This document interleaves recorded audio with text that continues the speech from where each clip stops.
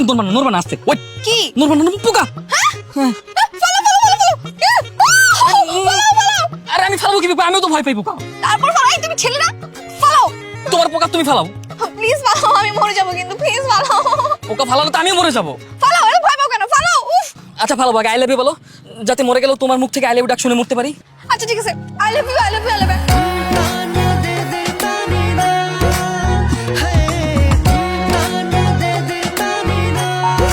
এই ফলো চলে গেছে, চলে গেছে।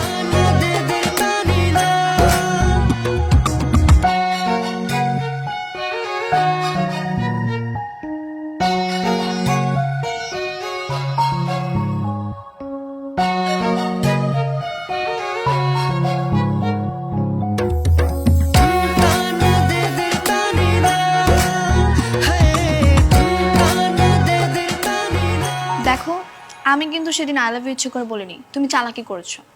এই না না না, একদম দুষ্টামি করবা না, খবরদার। শোনো, বন্দুকের গুলি যদি একবার বন্দুক থেকে বের হয়, সেটাকে আবার নলে ফেরত যায়? তাই না? আচ্ছা একটা কথা বলো তো, তুমি এরকম চালাকি করে আর কয়টা মেয়ে পটিয়েছো? হ্যাঁ এই না, ছি ছি, না না না, শোনো, you are the first and last girl in my life. আচ্ছা বুঝলাম। তো তোমার তো গ্র্যাজুয়েশন শেষ তাই না? এখন কি করো? হ্যাঁ, রিসেন্টলি গ্র্যাজুয়েশন কমপ্লিট করে আমরা একটা আইটি ফার্ম খুলেছি। আমরা যারা ক্লোজ ফ্রেন্ড সার্কেল আছি, তারাই সবাই মিলে এটা পরিচালনা করি। ও আমি তো ভেবেছিলাম তুমি মনে হয় বেকার ঘুরে বেড়াও। আরে না, সেটা তো তোমার পিছনে কয়েকদিন ঘুরে বেড়াইছিলাম। শোনো কাল তুমি ফ্রি আছো? হ্যাঁ ফ্রি আছি তো, কেন? তোমার বাসায় গিয়ে কি আবার প্র্যাকটিক্যাল করতে হবে নাকি? না না ওরকম কিছু না, কাল আমার অফ ডে, তাই ভাবছিলাম তোমার সাথে একটু ঘুরতে বেরো। জোস, ড্যাম, এই তো, এই প্রথম একটা কোনো কথা বলছো যেটা ভালো লাগছে। ঠিক আছে, তাহলে কোনো সমস্যা নেই, তাহলে কালকে আমি সূর্যটা রাখি চলে আসবো। হ্যাঁ, রেডি থেকো। ধুর পাগল, এত সকালে আসতে হবে না, আমি তোমাকে কল দিলে তখন আসবো। ওকে আচ্ছা, মজা করলাম। আচ্ছা ঠিক আছে, ওকে। আচ্ছা এখন তাহলে রাখি, গুড নাইট।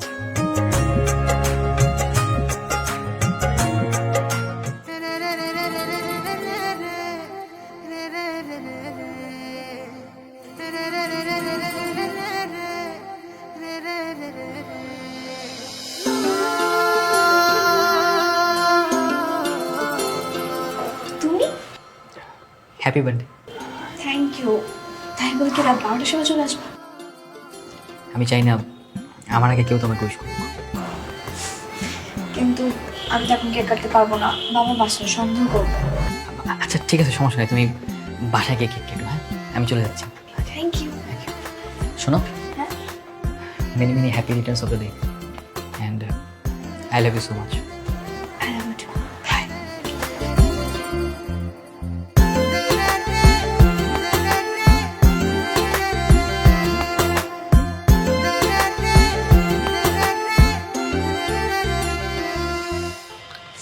কিরে, সিমের বার্থডে উপলক্ষে নাকি বিশাল একটা সারপ্রাইজ দিবি তুই?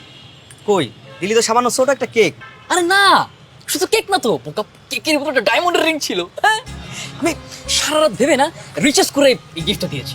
দেখ, সিমি যখন ওর বার্থডের কেকটা কাটবে, তখন সে কেকের ভিতর ঠিক রিংটা এইভাবে পাবে। রিংটা দেখে ও যে কি যে হ্যাপি হবে, আমি আমি কল্পনা করতে পারছি না। রিংটা দেখার পরে তারপর সে যখন তার হাতে রিংটা এইভাবে পড়বে, এইভাবে পরেই ঠিক এইভাবে একটা হাসি দিবে, তারপর আমাকে একটা কল দেবে। আমি জানি। হ্যালো হ্যালো রিদ্দ, আমি তোমার সারপ্রাইজটা পেয়েছি। Thank you very much and I am really so surprise. ওই দেখ, বলতে না বলতে কল চলে আসছে। আই এম শিওর এটা সিমি। হ্যালো হ্যালো ভাইয়া, কে? আমি টুম্পা। ও ও টুম্পা, হ্যাঁ বলো। আপনি কি কেকের মধ্যে রিং রেখেছিলেন? হ্যাঁ, ওইটা আমারই কাজ। কেন, তোমার আপু কি খুশি হয়ে গেছে নাকি অনেক? খুশি? আপু এখন হসপিটালে, আপনার কেক খেতে গিয়ে রিং সহ খেয়ে ফেলেছে। হসপিটাল মানে কি বলতেছে সব? কোন হাসপাতাল? এটা তো আমি এখনই আসতেছি। যমুনা ক্লিনিক। যমুনা হাসপাতাল না? আচ্ছা ঠিক আছে। কি হয়েছে? আরে বাট আমি যে রিং দিছিলাম না, সিমি তো সেই রিং সহ কেক খেয়ে ফেলছে, এখন হাসপাতালে। হায় হায়, কি বলিস? তোরা থাকতে আমি আসতেছি। আমি একটা জিনিস বুঝি না, একটা মানুষ রিং কিভাবে খেয়ে ফেলে? রিং কি খাওয়ার জিনিস? আর উনি কি ছোট বাচ্চা নাকি? হ্যাঁ, বিষয়টা আসলে এরকম না ডাক্তার। ও ওর বন্ধুরা ওকে সারপ্রাইজ দেওয়ার জন্য কেকের ভিতরে রিংটা রেখে দিয়েছিল, আর ও না দেখেই খেয়ে ফেলেছে। ওখানেই ঘটেছে বিপত্তিটা। বুঝতে পারছি। রোগী এখন সুস্থ আছে, আপনার চাইলে বাসায় নিয়ে যেতে পারেন। আলহামদুলিল্লাহ, thank you doctor, thank you.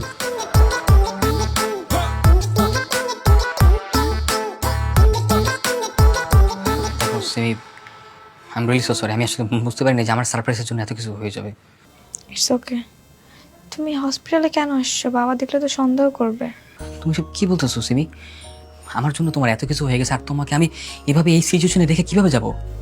আচ্ছা ঠিক আছে, এখন চলে যাও, বাবা দেখলে সন্দেহ করবে। সিমি, যাও না। আচ্ছা ঠিক আছে, টেক কেয়ার।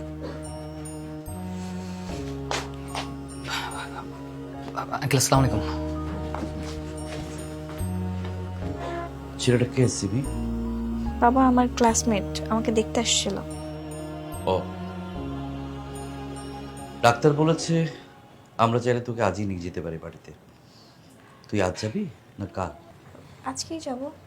আচ্ছা ঠিক আছে, আমি ডাক্তারের সঙ্গে একটু কথা বলছি। আচ্ছা। তুমি কি সত্যি বলতেছো সবকিছু? হ্যাঁ সত্যি। আমার তো বিশ্বাস হইতেছে না ভাই, কিছু করি। তুমি শিওর ভাবে বলো তো, সত্যি সত্যি আঙ্কেল আমাকে বাসায় ডাকছেন তো? হ্যাঁ বাবা সত্যি। ড্যাম, সত্যি সত্যি ডাকছে নাকি এবার বাসায় ডেকে নিয়ে বেঁধে রাখবে, মাইকটার দেবে, কোনটা? আরে এইসব কিছুই না, তোমার আমার বিয়ের কথা বলবে। আচ্ছা ঠিক আছে, তাহলে আমি আজকে সন্ধ্যাবেলায় চলে আসবো। হ্যাঁ ঠিক আছে। এই আর শোনো, হ্যাঁ। একটা ড্যাশিং ফর্মাল একটা লুক নিয়ে আসবা, বুঝছো? ফার্স্ট টাইম হবু শ্বশুরের সামনে যাবা, একটু ব্যাপার আছে না? আচ্ছা ঠিক আছে ঠিক আছে। আচ্ছা ঠিক আছে, আমি তাহলে চলে যাই। তুমি আজকে বাসায় আসবা, একটা প্রিপারেশনের ব্যাপার আছে না? ঠিক আছে, গেলাম। হ্যাঁ বাই। বাই।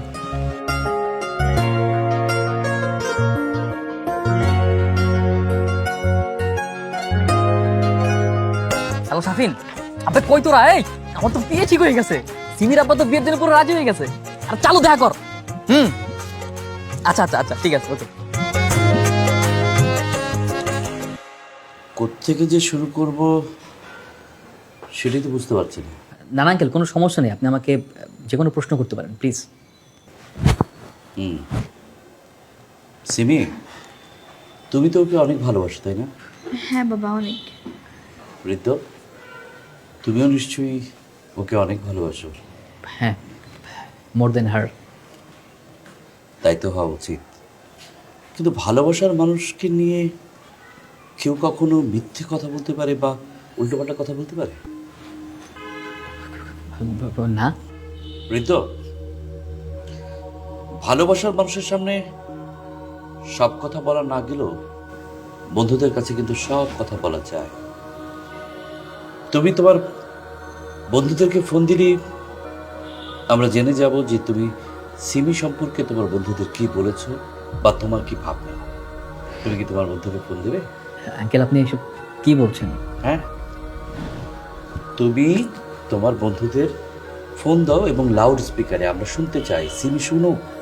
তুমি তোমার বন্ধুদের সিমি সম্পর্কে এবং সিমির বাবা সম্পর্কে কি বলেছো? কি সমস্যা তোমার কল দিতে? কল দাও। সিমি কেন করতে হবে? কল দিতে হবে কেন? মানে ফোন দাও এবং সেটা লাউড স্পিকারে আমরা শুনতে চাই।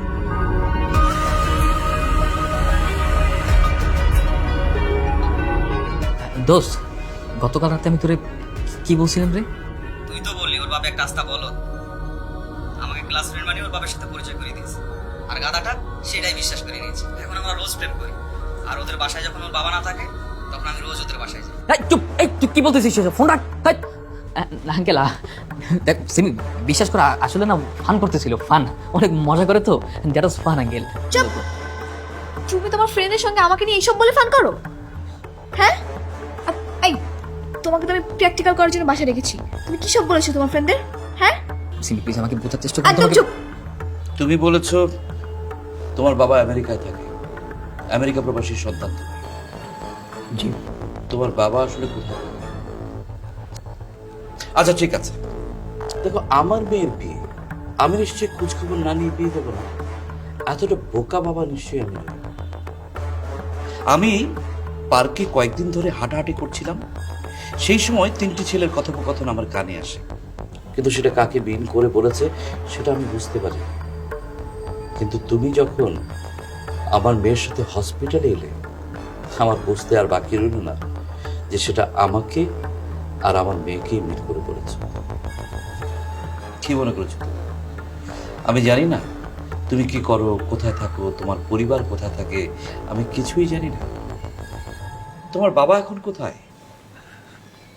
মানে আঙ্কেল, আমি বলছি তোমার বাবা একটা খুনি, এখন তিনি জেলে আছে। তোমার মাকে খুন করে তোমার বাবা জেলের আসামি, একটা বাজে ফ্যামিলির বাজে সন্তান। ছি সিমি, যে ছেলে বিয়ের আগে তোকে ভালোবাসার কথা বলে মিথ্যে প্রবোধ দিয়েছে, তার বন্ধুদের কাছে ছোট করেছে, সেই ছেলে বিয়ের পর কি করতে পারে তুই নিশ্চয়ই বুঝতে পারছিস। এখন তুমি সিদ্ধান্ত নাও, তুমি ওকে বিয়ে করবে কি করবে না। চল।